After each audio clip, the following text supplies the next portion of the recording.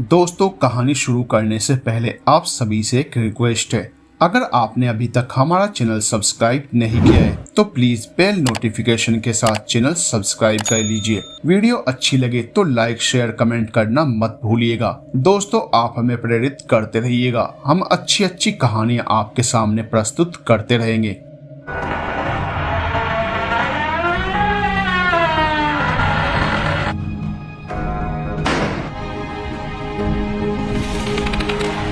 ये बात आज से करीब 22 साल पुरानी है, जब मेरी नई नई सरकारी नौकरी लगी थी।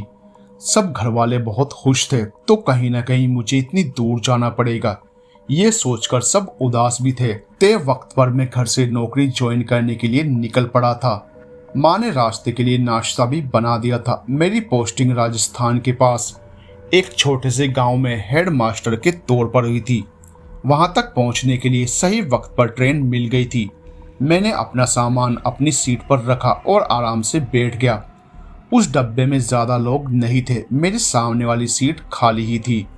मैं अपनी सोचों में गुम था। ट्रेन 5 घंटे लेट थी। जो सफ़र मुझे दिन में करना था अब वही रात में करना पड़ेगा। पता नहीं इतनी रात में मैं वहाँ पहुँचूँगा कैसे। हालांकि मेरे रहने का इंतज़ाम वहाँ पहले ही हो चुका था। अभी मैं सोच ही रहा था कि गाड़ी कुछ धीमी हो गई। शायद कोई स्टेशन आया था। मैंने खिड़की से झांक कर देखा। ये शायद कोई बहुत छोटा सा स्टेशन था। वहाँ काफी सन्नाटा सा था। दूर दूर तक कोई दिखाई नहीं दे रहा था। मैं दरवाजे के पास खड़ा सिगरेट पी रहा था। ट्रेन अब थोड़ी तेज हो गई थी। अचानक मुझे कोई तेजी से भागता हुआ डब्बे की तरफ आता हुआ दिखाई दिया। मैंने भी उसकी मदद के लिए अपना हाथ बढ़ा दिया। वो मेरा हाथ थामकर अंदर आ गया। शुक्रिया बाबूजी, आजकल के ज़माने में कौन मदद कर रहे हैं। आपने मेरा हाथ थाम लिया, नहीं तो मेरी ट्रेन छूट जानी थी। वो कोई 34-35 साल का आदमी था। उसने अजीब से कपड़े पहन रखे थे, सिर पर पगड़ी थी। उसने अपना नाम दिलावर बताया। हम दोनों अंदर आकर बैठ गए। खाने का वक्त हो चुका था। मैंने देखा उसके साथ कोई सामान नहीं था। मेरे देखने पर वो समझ गया। कहने लगा कि ट्रेन पकड़ने की जल्दी में उसका सारा सामान स्टेशन पर ही रह गया। मैंने उसे अपने साथ खाने को पूछा, पर वो मना करने लगा। बोला शाम में ज़्यादा खा लिया था, अभी उसे बिल्कुल भी भूख नहीं है। मैंने अपना खाना ख़त्म किया, फिर हाथ धोकर वापस अपनी सीट पर आकर बैठ गया। वो भी अपनी सीट पर चुपचाप बैठा हुआ था। राजस्थान में किस जगह जाना है तुम्हें? सोमपुर। उसने उसी जगह का नाम बताया जहाँ मुझे जाना था। वहाँ तो मुझे भी जाना है। चलो अच्छा है, वहाँ तक तुम्हारा साथ रहेगा। मैं तो वैसे भी वहाँ पहली बार ही जा रहा हूँ। अच्छा, आप वहाँ क्यों जा रहे हो? उसने पूछा। मेरी नौकरी लगी है वहाँ के सरकारी स्कूल में। तुम यहाँ क्यों आए थे? मैंने भी उससे सवाल किया। रोजी रोटी की तलाश इंसान को कहीं भी खींच के ले जावे है बाबू। मैं भी यहाँ काम की तलाश में ही आया था। क्या काम करते हो? यहाँ एक होटल में खाना बनाया करता था? मतलब अब नहीं करते? मैंने उससे पूछा। नहीं, मालिक ने छोटी सी बात पर मुझे काम से निकाल दिया। उसने उदासी से कहा। अरे ये तो बहुत अच्छा है। खाना बनाने वाले की जरूरत तो मुझे भी होगी। तुम ऐसा करो, वहीं आकर मुझसे मिल लेना। तुम्हें ठीक लगे तो मेरे लिए खाना बना दिया करना। ठीक है बाबूजी, उसने जवाब दिया। उसकी आवाज में थोड़ी सी खुशी झलकी। हमने थोड़ी देर और बातें की, फिर मैं सो गया। वो भी अपनी सीट पर लेटा था। रात के करीब 2-2:30 बजे होंगे जब उसने मुझे झिंझोड़ कर उठाया। मैं हड़बड़ाकर उठ बैठा। क्या हुआ? मैंने सवालिया नजरों से उसकी तरफ देखा। वो अभी भी मुझ पर झुका हुआ था। स्टेशन आ गया है, अपना सामान समेट लो बाबू। मैंने जल्दी से अपना सामान उठाया और हम दोनों ट्रेन से नीचे उतर गए। सर्दी का मौसम था। स्टेशन पर दूर दूर तक सन्नाटा ही था। यहाँ से किसी सवारी का इंतजाम करके हमें आगे गांव तक जाना होगा, उसने कहा। लेकिन मुझे तो यहाँ कुछ भी दिखाई नहीं दे रहा। फिर हम जाएंगे कैसे?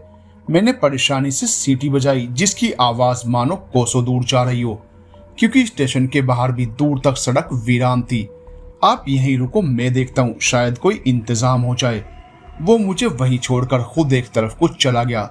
सर्दी का मौसम, रात का अंधेरा, दूर से आती जानवरों की आवाज, सब मिलकर माहौल को और भी भयानक बना रहे थे। अकेले खड़ा मैं उस वक्त खुद को कोस रहा था कि जब ट्रेन लेट हो गई थी तो मुझे वापस चला जाना चाहिए था। इतने में मुझे वो सामने से आता हुआ नजर आया। उसके पीछे एक टांगे वाला भी था। आ जाओ बाबूजी, उसने मेरा सामान उठाकर टांगे पर रख दिया। फिर वो और मैं भी टांगे पर बैठ गए। तय ये हुआ था कि ये इस वक्त हमें किसी ऐसी जगह ले जाएगा जहां हम रात गुजार सकें और फिर सुबह वहां से हम सोनपुर को निकल जाएंगे। टांगे वाले ने एक मोटा सा कंबल ओढ़ रखा था जिसमें वो पूरा ढका हुआ था। बस उसकी आंखें ही नजर आ रही थी। काफी देर से वो टांगा चल रहा था पर अभी तक हम वहां नहीं पहुंचे थे जहां हमें जाना था। और कितनी देर लगेगी, मैंने उकताकर टांगे वाले से पूछा। बस 5 मिनट और लगेंगे, उसने अजीब सी आवाज में जवाब दिया। कोहरे में आसपास का कुछ भी दिखाई नहीं दे रहा था। उसी कोहरे को चीरते हुए टांगा आगे बढ़ा चला जा रहा था। 5 मिनट बाद हम एक बहुत पुराने से घर के सामने थे। घर के आसपास चारों तरफ कोहरा फैला हुआ था। उसे देखकर ही अजीब मनुष्यत सी महसूस हो रही थी। मैंने दिलावर के पास जाकर कहा, ये कैसी जगह ले आया है? ये तो मुझे बहुत अजीब सी जगह लग रही है। जगह तो ये मुझे भी बहुत डरावनी सी लग रही है। वो शायद मुझसे भी ज्यादा घबराया हुआ था। अब क्या करें, हमारे पास और कोई रास्ता भी नहीं है।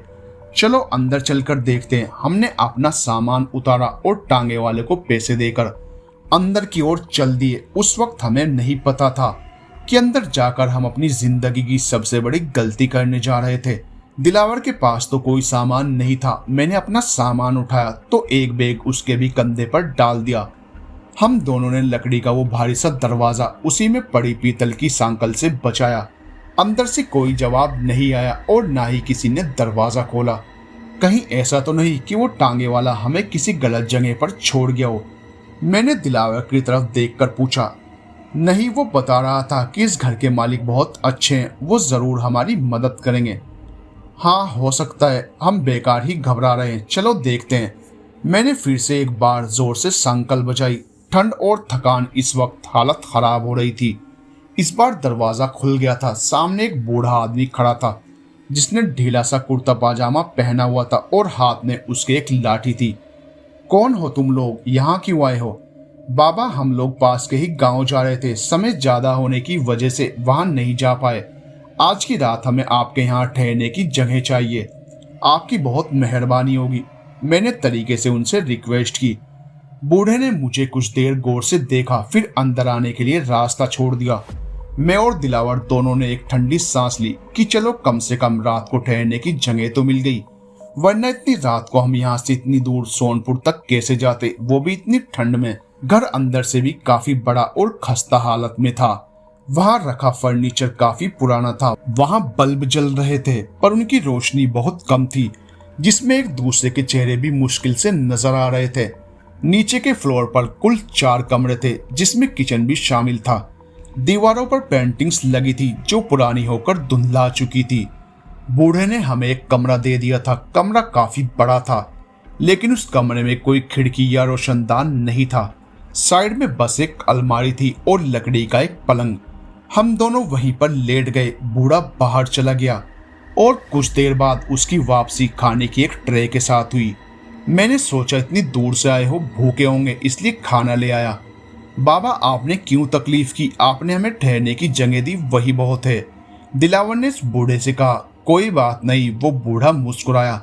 उसकी मुस्कुराहट कुछ अजीब सी थी। आप यहाँ अकेले रहते हैं? मतलब आपकी फैमिली में कोई और नहीं है क्या? मैंने बात बढ़ाने के लिए पूछा। तभी अचानक लाइट चली गई। हम खाना खा चुके थे। बूढ़े ने साइड दराज से निकालकर मोमबत्ती जलाई। यहाँ तो अक्सर ऐसे ही लाइट तमाशा करती है, आ जाएगी थोड़ी देर में। और बर्तन उठाकर बड़बड़ाता हुआ चला गया। यहाँ मुझे कुछ ठीक नहीं लग रहा, चलो यहाँ से चुपचाप निकल लेते हैं। ये जगह और ये बूढ़ा सब कुछ बहुत ही डरावना लग रहा है। ऐसे जंगल के बीच में घर बनाकर कौन बूढ़ा अकेले रह लेगा? दिलावर सच में बहुत डरा हुआ था। उसने मेरी बात का जवाब डरते डरते दिया। शायद तुम ठीक कह रहे हो, अभी हम सो जाते हैं, फिर जब ये बूढ़ा सो जाएगा तो हम चुपचाप यहाँ से निकल जाएंगे। तभी लाइट आ गई। हमने सुकून का सांस लिया। हम दोनों थके हुए थे तो जल्दी ही हमें नींद भी आ गई। अभी मुझे सोए हुए कुछ देर ही हुई होगी कि अचानक मुंह से किसी बच्चे के रोने की आवाज आई। एकदम से मेरी आंख खुल गई। कमरा बिल्कुल खाली था।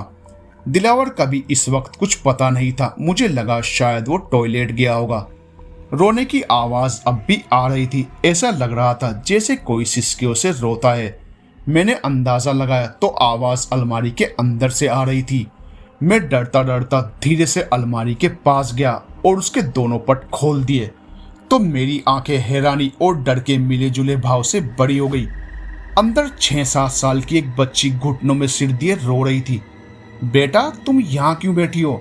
देखो, रो मत, मुझे बताओ क्या बात है। मैंने उसे चुप करवाने के लिए कहा और वो और भी जोर जोर से रोने लगी। मैं नीचे घुटनों के बल उसके सामने बैठ गया और उसे बाहर आने को कहा। वो बाहर आ गई। अब बताओ तुम यहाँ कैसे आई थी और रो क्यों रही थी? लड़की ने जवाब नहीं दिया। वो बस बाहर की तरफ भाग गई। मैं भी उसके पीछे भाग गया, पर वो जिस कमरे में गई थी अब वो कमरा बिल्कुल खाली था। मैंने हर तरफ उसे ढूंढा पर वो कहीं नहीं मिली। मुझसे नजर बचाकर शायद वो कहीं छुप गई थी। मैं वापस कमरे में आने वाला था जब मुझे किचन से कुछ खटखट की आवाज सुनाई दी। मुझे लगा वो बूढ़ा होगा तो मैं उससे लड़की के बारे में पूछ लूंगा। सिंक में नल खुला हुआ था और वहां वही बर्तन पड़े थे जिनमें हमने खाना खाया था, और वो बर्तन एक एक करके खुद सिंक के अंदर जा रहे थे और फिर खुद ही धुलकर अपनी जगह पर रखे जा रहे थे। ऐसा लग रहा था कोई पूरी तल्लीनता से बर्तन साफ कर रहा हो। घबराहट में मैं किचन से वापस मुड़ा तो पीछे किसी से टकरा गया। मेरी चीख निकल गई। वो कोई 25 साल की एक युवती थी। उसने साड़ी पहन रखी थी। कौन हो तुम और मेरे घर में क्या कर रहे हो? वो गुस्से से चिल्लाई। देखिए, मैं और मेरा दोस्त हम यहाँ रात गुजारने के लिए रुके हैं। आपके बाबा ने हमें खुद यहाँ ठहराया है। मुझे इस वक्त दिलावर पर सख्त गुस्सा आ रहा था जो पता नहीं कहाँ गायब था। मेरे बाबा ने? उसने हैरानी से अपने गाल पर उंगली रखते हुए कहा। जी हाँ, मैंने भी अपनी बात पर जोर दिया। उन्होंने ही हमें यहाँ रुकने दिया और हमारे लिए खाना भी लेकर आए। मेरे साथ मेरा दोस्त भी था पर पता नहीं वो कहाँ चला गया है। मैं उसी को ढूंढ रहा था। आओ मेरे साथ। वो मुझे लेकर एक कमरे में पहुंची। तुमने इनको देखा था? उसने उंगली से इशारा किया जहां दीवार पर फ्रेम में एक बड़ी सी तस्वीर लगी थी जिस पर फूलों की एक माला टंगी हुई थी। तस्वीर उसी बूढ़े की थी। डर से मेरे रोंगटे खड़े हो गए। इन्हें मरे हुए 5 साल हो गए हैं। उसकी आवाज गूंजी और मेरा दिल धक से रह गया। क्या हुआ था इन्हें? मेरी आवाज अब भी घबराई हुई थी। पता नहीं एक रात अचानक सोए तो फिर उठे ही नहीं। अगर ये मर चुके हैं तो फिर मैंने उन्हें देखा कैसे? बस थोड़ी देर पहले ही तो वो हमारे सामने थे। मेरा दिमाग बिल्कुल काम नहीं कर रहा था। वो अक्सर ऐसे ही रातों को लोगों को नजर आ जाते हैं, लेकिन मैंने कभी भी उन्हें नहीं देखा। देखिए प्लीज, आप मेरा यकीन कीजिए।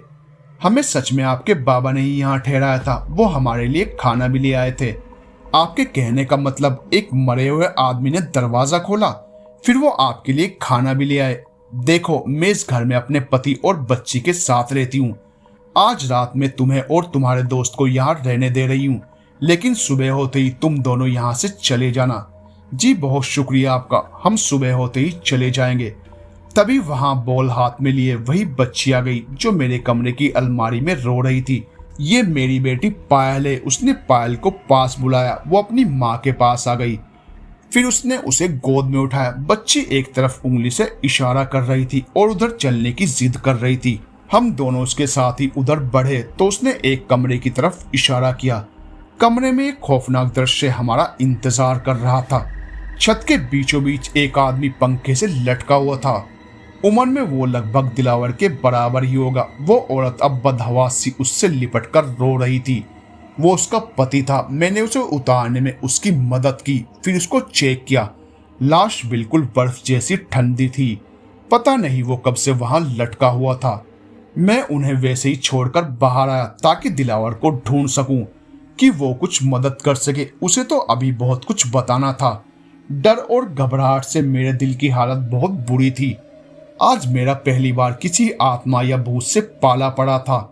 मेरे दिमाग में अभी भी वही बूढ़ा चल रहा था। नीचे मैंने दिलावर को सब तरफ देख लिया, लेकिन वो मुझे कहीं भी नजर नहीं आया। मैंने ऊपर सीढ़ियों की तरफ कदम बढ़ाए। नीचे की तरह ऊपर भी 4 कमरे थे। एक शायद स्टोर रूम था। मैंने बारी बारी से 3 कमरे चेक किए, उनमें कोई नहीं था। अब चौथा और आखिरी कमरा बाकी था। मुझे लगा कि उनमें दिलावर पक्का होगा, लेकिन जैसे ही मैंने वो कमरा खोला मैं डर से वहीं जम गया। अंदर वही बूढ़ा आदमी खड़ा था। उसने भी मुझे देख लिया था। क्या हुआ, तुम यहाँ क्या कर रहे हो? तुम्हें तो इस वक्त नीचे होना चाहिए था। उस बूढ़े ने मेरी तरफ आते हुए अजीब सी आवाज में कहा, देखो मेरे पास मत आना, मुझे पता चल चुका है कि तुम मर चुके हो। मैंने हकलाते हुए कहा, मैं मर चुका हूँ? उसने हैरानी से अपनी तरफ इशारा किया। कहीं तुम पागल तो नहीं हो गए? मैंने तुम्हें अपने घर में रहने दिया और तुम मुझे ही मरा हुआ बता रहे हो? बूढ़े ने गुस्से से कहा, चलो निकलो मेरे घर से। अब मुझे लगा कि शायद मुझसे ही गलती हो गई है जो मैंने उस औरत की बात मान ली। आपकी बहू ने मुझसे कहा कि आप मर चुके हो। मैंने बहू शब्द पर जोर दिया। मेरी बहू ने कहा तुमसे? अब वो मुझे अजीब तरह से घूरने लगा। बहुत कमीनी औरत थी वो, तब तक जिंदा थी, मुझे और मेरे बेटे को हमेशा परेशान करती रही। उसी की वजह से मेरे बेटे ने पंखे से लटककर आत्महत्या कर ली। जिंदा थी मतलब? मेरी आवाज हलक में ही फंस रही थी। इतनी ठंड में भी मैं पसीने से नहा गया था। कुछ चोर घुस आए थे घर में, उन्होंने ही उसे और मेरी पोती को मार डाला था। अच्छा हुआ मर गई, वरना मैं ही उसे मार डालता। लेकिन वो तो नीचे बैठी रो रही है। मेरे कहते ही वहां रोने की आवाज आने लगी। धीरे धीरे वो आवाज तेज होती जा रही थी। उस आवाज में इतना दर्द था, ऐसा लग रहा था जैसे दिल फट जाएगा। मैंने अपने दोनों हाथ अपने कानों पर रख लिए थे। बूढ़ा अब लाठी टेकता हुआ नीचे उतर रहा था। मैं भी कांपता हुआ उसके पीछे ही चल दिया। वो बुरी तरह रो रही थी। उसके बाल बिखरे हुए थे, आंखें बिल्कुल लाल हो चुकी थी। तो तुम मरने के बाद भी इस घर का पीछा नहीं छोड़ेगी? मेरे बेटे को खाकर भी तेरा दिल नहीं भरा? बूढ़ा गुस्से से उस पर चिल्लाया। अपने बेटे को तुमने खुद मारा है। सारी जमीन जायदाद पर खुद कब्जा करके बैठे थे, हमें भिखारियों की तरह रखते थे। तुम्हारी वजह से इन्होंने फांसी लगा ली। देखो, मेरी वजह से। तुम खुद हर वक्त उसे ताने मारती थी, वो और क्या करता? मैं दरवाजे पर खड़ा उन्हें झगड़ते हुए देख रहा था। मेरा दिमाग सुन्न हो चुका था और पैर इतने भारी हो चुके थे कि मुझसे हिला भी नहीं जा रहा था। तुम्हें क्या लगता है कि मुझे नहीं पता कि तुम्हारी नजर सिर्फ मेरी जमीन जायदाद पर थी? तुमने इसीलिए मेरे बेटे को फंसाकर उससे शादी की थी। बूढ़ा भी हार मानने को तैयार नहीं था। फिर वो बूढ़ा मेरी तरफ पलटकर बोला, देखो इसने मेरे साथ क्या किया। उसने दोनों हाथ अपने सिर की तरफ बढ़ाए और अपना सिर अपने हाथों में उठा लिया। अब उसका बिना सिर वाला धड़ मेरे सामने था। दहशत से मेरी चीख निकल गई। तभी उस औरत ने अपना हाथ लंबा किया और उसका सिर अपने हाथों में ले लिया। उसका चेहरा भी अब बहुत भयानक हो चुका था। माथे के बिल्कुल बीच में गोली का सुराख था जिससे आर पार दिख रहा था। फिर वो दोनों जोर जोर से हंसने लगे। इतने में उस औरत का पति भी उठकर बैठ गया जिसे मैंने पंखे से उतारने में मदद की थी। उन सबके चेहरे बहुत ही डरावने हो चुके थे। उस आदमी ने अपनी आंखें खोली तो उनमें से खून बहने लगा। मैंने पलटकर वहां से दौड़ लगा दी। मैं बहुत तेज भाग रहा था। सामने ही वो दरवाजा था जहां से हम अंदर आए थे। मैंने उसे खोलने की कोशिश की लेकिन वो बाहर से बंद था। मैं वहां से भागकर ऊपर सीढ़ियों पर भागा। मेरा दिल बहुत तेज धड़क रहा था। दिलावर का कुछ भी पता नहीं था। वही था जो मुझे इस वक्त यहाँ से निकाल सकता था, पर शायद इन लोगों ने उसे भी मार दिया था। अपनी मौत मुझे इस वक्त नजर आ रही थी। मैंने खुद को उसी कमरे में बंद कर लिया जिसमें मुझे वो बूढ़ा मिला था। उस कमरे में भी कोई खिड़की या रोशनदान नहीं था। मन ही मन में भगवान से प्रार्थना कर रहा था कि मैं यहाँ से जिंदा बच जाऊं। तभी बाहर से दरवाजा पीटा जाने लगा और मुझे लगा जैसे मेरी सांसें ही रुक गई हों। दरवाजा अभी भी बाहर से खटखटाया जा रहा था। ऐसा लग रहा था जैसे अब किसी भी पल वो सारे मुर्दे अंदर आ जाएंगे। वहां उस कमरे में ज्यादा फर्नीचर तो नहीं था, बस एक पलंग था और एक मेज और 2 कुर्सियां और 2 छोटे स्टूल थे। मैंने मेज कुर्सियां सब दरवाजे के सामने लगा दिए, पर मैं जानता था कि ये दरवाजे इंसानों को रोक सकते हैं, आत्माओं और चुड़ैलों को नहीं। डर के मारे में पलंग के नीचे घुस गया। थोड़ी देर तक दरवाजा खटखटाया जाता रहा, फिर आवाज आनी बंद हो गई। मैं अभी भी पलंग के नीचे ही था। काफी देर तक मैं ऐसे ही रहा। फिर मैंने सोचा आखिर मैं यहाँ कब तक छुपा रहूंगा? वो मुझे ढूंढकर मार ही देंगे, पर मरने से पहले यहाँ से भागने की कम से कम एक कोशिश तो मुझे कर ही लेनी चाहिए। यही सोचकर मैं पलंग के नीचे से निकलकर बाहर आ गया। मैंने दरवाजे के पास कान लगाकर बाहर की आवाज सुनने की कोशिश की। बाहर अब सन्नाटा था, किसी तरह की कोई आवाज नहीं आ रही थी, पर एक डर तो था ही कि क्या पता ये मुझे फंसाने की कोई चाल हो। मैंने बहुत ही सावधानी से दरवाजा खोला, बाहर कोई नहीं था। मैंने चैन की सांस ली। अभी मैं बस थोड़ा ही दूर चला था कि मुझे सामने सीढ़ियों पर वही छोटी बच्ची बैठी दिखाई दी। उसने अपने सारे बाल आगे चेहरे पर डाल रखे थे और एक बॉल से खेल रही थी, जिसे वो ऐसे ही कहीं भी फेंक देती थी और फिर वहीं बैठे बैठे हाथ बढ़ाकर वापस भी ले आती थी। किसी भी आम इंसान की तो ये मंजर देखकर ही रूह फना हो जाती, पर मैं तो यहाँ इससे भी बुरा और भयानक देख चुका था। उससे बचकर नीचे जाना मुमकिन नहीं था। मैं सांस रोके खड़ा रहा कि शायद वो हट जाए। वो कुछ देर तो ऐसे ही खेलती रही, पर किसी जानवर की तरह अपने चारों हाथ पैरों से नीचे उतरने लगी और फिर एक तरफ अंधेरे में जाकर गायब हो गई। मैं अब सांस रोके नीचे उतरा। ठीक उसी पर लाइट चली गई और हर तरफ भयानक अंधेरा छा गया। अब तो डर के मारे मेरे रोंगटे खड़े हो गए, कलेजा मुंह को आने लगा। ऐसा लगता था जैसे कहीं से दो हाथ आएंगे और मेरा गला दबा देंगे। मैं मरना नहीं चाहता। मैंने फिर से दिल में दोहराया और आहिस्ता आहिस्ता दरवाजे की तरफ बढ़ने लगा कि क्या पता इस बार दरवाजा खुला हुआ मिल जाए। मैंने अभी एक कदम भी नहीं बढ़ाया था कि तभी सामने वाले कमरे का दरवाजा बहुत भयानक आवाज के साथ खुला और उसमें से वही बूढ़ा बाहर आया। उसने अपना सिर अभी भी अपने हाथ में ले रखा था और दूसरे हाथ में लालटेन पकड़ी हुई थी। उस लालटेन की रोशनी में वो इतना भयानक लग रहा था कि मैंने बहुत मुश्किल से अपने दोनों हाथों से अपना मुंह दबाकर खुद को चीखने से रोका। पर अब एक बात और होने वाली थी। बूढ़ा धीरे धीरे से उसी तरफ आ रहा था जिधर अंधेरे में मैं छुपा खड़ा था। अब मुझे जल्दी ही कुछ करना था, वरना वो थोड़ा और आगे आता तो लालटेन की रोशनी मुझ पर पड़ जाती। मैं अंधेरे में ही धीरे धीरे पीछे को खिसकने लगा और अपने पीछे मौजूद दरवाजे के अंदर खुद को घसीट लिया और फिर तेजी से उठकर दरवाजे को बंद कर दिया। ठीक उसी पर लाइट आ गई। ये वही कमरा था जिसमें उस बूढ़े ने हमें ठहराया था। मैंने ये सब तो कर लिया था, पर अभी भी मैं पूरा पसीने में भीगा हुआ था। घबराहट मेरे ऊपर सवार थी। तभी मेरी नजर सामने पड़ी। सामने पलंग पर दिलावर बैठा था। उसे वहां सही सलामत देखकर मैं खुशी से भागकर उसके गले लग गया। कहाँ चले गए थे तुम? पता है मैंने यहाँ क्या देखा है? तुम यकीन नहीं करोगे, लेकिन पहले यहाँ से हमें बाहर निकलना होगा। मैं अपनी ही कहे जा रहा था जबकि दिलावर सिर झुकाए बैठा था। फिर उसने हल्की आवाज में रोना शुरू कर दिया। उसकी आंखों से आंसू बहने लगे। तुम क्या कर रहे हो दिलावर? ये समय तुम्हारे रोने का नहीं है। जल्दी यहाँ से नहीं निकले तो हम दोनों यहीं मारे जाएंगे। ये लाशें हमें जिंदा नहीं छोड़ेंगी और हमारे पास तो इनसे बचने का बस एक ही तरीका है कि हम कैसे भी करके यहाँ से भाग जाएं। चलो जल्दी करो। मैंने आगे बढ़कर उसका हाथ पकड़कर उसे घसीटने की कोशिश की। उसके रोने में अब और भी तेजी आ गई थी, लेकिन वो वहां से हिल भी नहीं रहा था। मेरे हाथों में उसका हाथ था जो बर्फ जैसा ठंडा था। मैंने घबराकर उसका हाथ छोड़ दिया। उसने अपना चेहरा ऊपर उठाकर कहा, नहीं जा सकता, मैं कहीं भी नहीं जा सकता। उसने अजीब सी आवाज में कहा, लेकिन क्यों नहीं जा सकते? मैंने उसे देखते हुए कहा, देखो इन्होंने क्या किया है मेरे साथ। उसने नीचे हाथ किए और अपने दोनों घुटनों को घुमाकर पैर अलग करके मेरे सामने कर दिए। देखो बाबूजी, जब मेरे पैर ही नहीं है तो मैं कैसे जाऊंगा?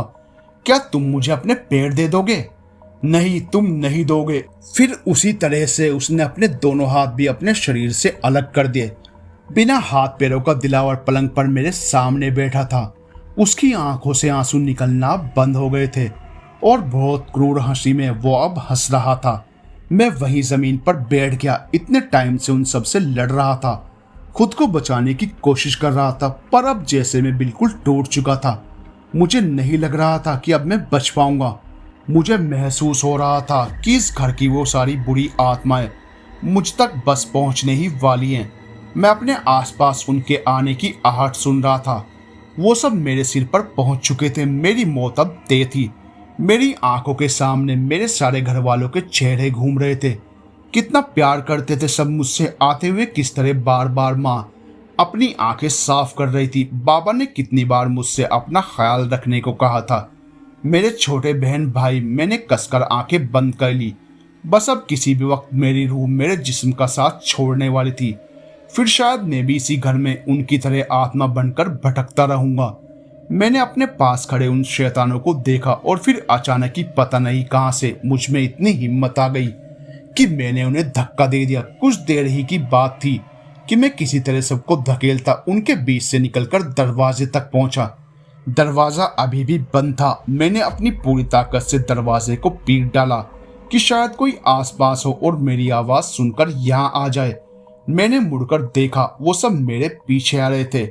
कुछ मिनटों में खेल खत्म होने वाला था कि तभी दरवाजा खुद ही खुल गया और इससे पहले कि मैं कुछ समझता, अंधेरे कोने में से एक हाथ बाहर आया और मुझे उठाकर दरवाजे के बाहर फेंक दिया, बिल्कुल वैसे ही जैसे वो बच्ची अपनी बॉल उठाकर फेंका करती थी और फिर अपना हाथ लंबा करके उसे वापस पकड़ लिया करती थी। मैं दरवाजे से बाहर बहुत दूर तक लुढ़कता हुआ गया। आखिरी बार बेहोश होने से पहले मैंने उन सबको दरवाजे के पास खड़ा हुआ देखा था। शायद वो उससे आगे नहीं आ सकते थे। उनके पीछे अंधेरे में खड़ा वो साया भी था जिसकी वजह से मैं इस वक्त जिंदा था। मैंने एक गहरी सांस ली और अपनी आंखें बंद कर ली। जब मेरी आंख खुली तो मैंने अपने आसपास कुछ लोगों को बैठे हुए पाया। इस वक्त सुबह का सूरज निकला हुआ था। चारों तरफ धूप निकली हुई थी। बहुत रोशन और चमकदार सुबह थी, या फिर मुझे ही लगी थी। सुबह उधर गुजरने वाले कुछ लोगों ने मुझे बेहोश पड़ा देखकर पुलिस को कॉल कर दी थी। उन्होंने वहां अक्सर लाशें पड़ी हुई देखी थी। मुझे भी मरा हुआ समझकर वहां लोकल थाने में खबर कर दी थी। मुझे ये देखकर बहुत हैरानी हो रही थी कि रात को मैं जिस जगह को घर समझकर रुका था, दिन के उजाले में वहां सिर्फ एक खंडर ही था जिसमें ना अब ठीक से छत बची थी और न दीवारें। मेरा सामान भी वहीं आसपास ही रखा था। मेरी कहानी सुनकर लोग मुझे खुशकिस्मत कह रहे थे जो वहां से बचकर निकल गया था। आज भी दहशत की वो रात याद आते ही मेरी रूह कांप उठती है। दोस्तों, आपको ये कहानी कैसी लगी अपनी राय जरूर दीजिएगा। चैनल को सब्सक्राइब करना मत भूलिएगा। मिलते हैं अगली वीडियो में एक नई हॉरर स्टोरी के साथ। तब तक के लिए बाय बाय दोस्तों।